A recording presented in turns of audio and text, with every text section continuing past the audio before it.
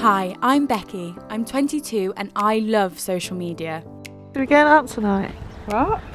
Oh, doesn't matter. I'm not alone.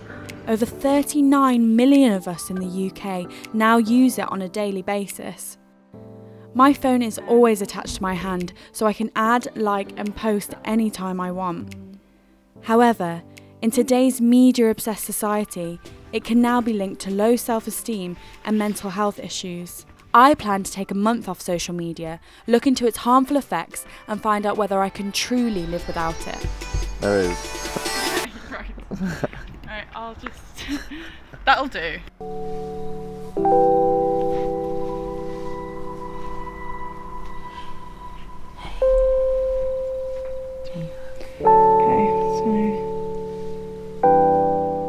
Delete. Oh my god, nerve-wracking times. Delete. Delete. Not there for a month. Oh my god. That's actually nerve-wracking. Goodbye.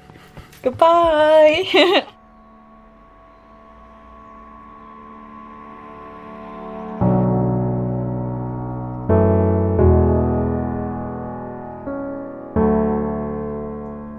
My love-hate relationship with social media started here, my university accommodation in first year. I was away from home, vulnerable and insecure, and the constant bombardment of other people's social media feeds ended up making me feel depressed and isolated. Being back here feels super strange because I spent a lot of my time in this room feeling trapped and feeling like I couldn't get out.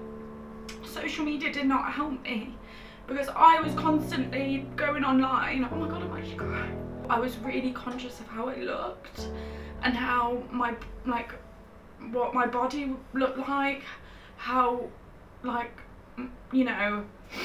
appearance, my face, my body, everything. I was really self-conscious about things like that. I'd sit in my room feeling completely isolated and just be scrolling down on my phone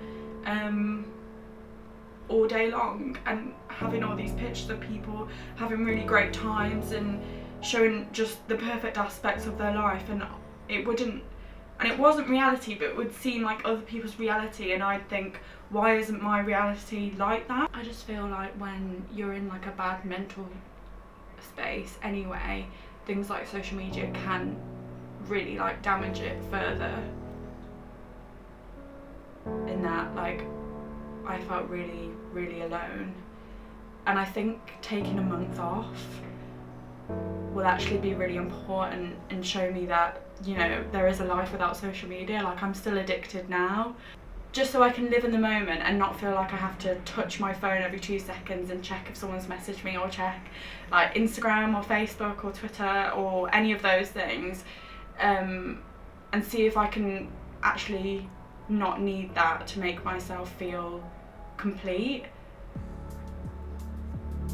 if that makes sense.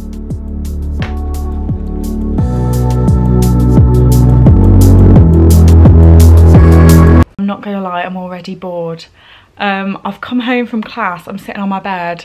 Normally this would be the time where I would scroll through Instagram or scroll through Facebook for a bit, but I am already thinking this month might be a lot harder than I originally planned it to be.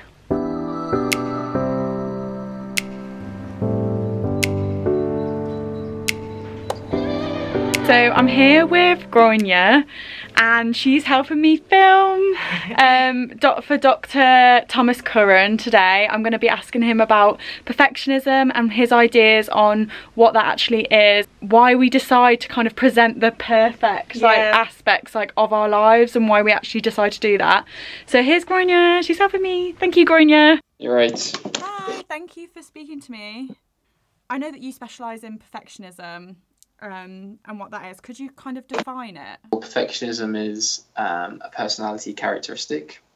It's kind of got two elements. The first is kind of this striving for lofty goals and standards, but it's accompanied by quite a lot of harsh self-criticism.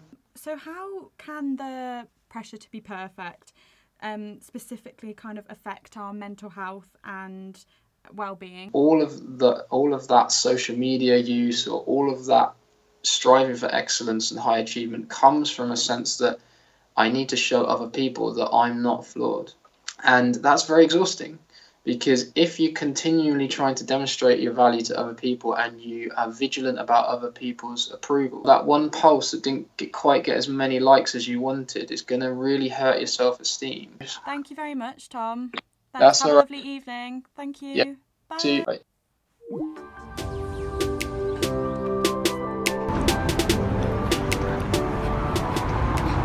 And I've exhausted Peep Show. I've kind of, you know, been watching The Office again, the American one, of course. And I thought straight away I would be craving the need to look on my phone and like subconsciously want to just check it all the time. But I'm actually finding it okay at the moment. We'll see where I'm at in a week's time. Thank God for Netflix.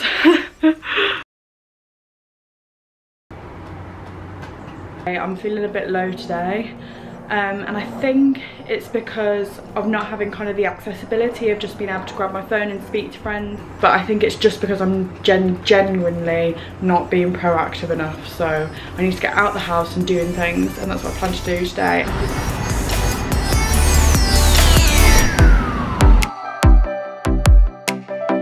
So today I'm filming with Gemma. Her name on Instagram is That Belfast Girl. She's one of Northern Ireland's most influential bloggers at the moment. Definitely in Belfast anyway. I know loads of my friends who follow her and love her content. I want to find out truly whether she feels any pressures from social media.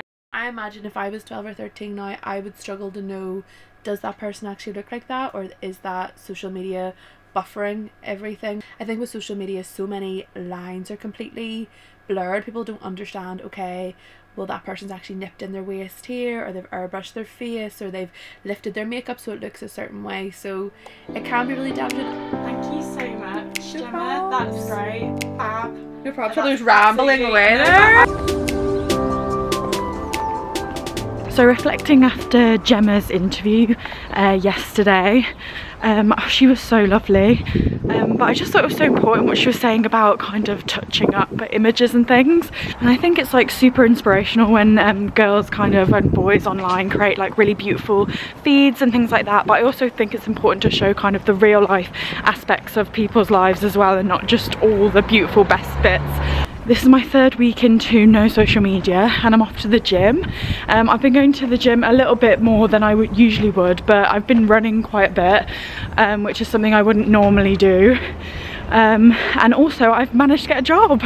So I feel like all this time I've had that I haven't been on social media, I've been doing really kind of productive things with it, which is really good.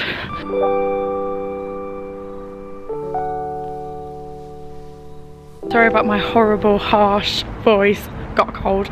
I've just had an interview with a cosmetic surgeon called Alan Park, and it was so interesting to hear kind of his point of view on young girls and kind of the rise of young girls wanting to go and get something done and get something enhanced and changed. More and more recently they've been turning up with their camera phones, showing photographs of ideal pictures of who they'd like to look like. The online world really does affect the way women now kind of see themselves.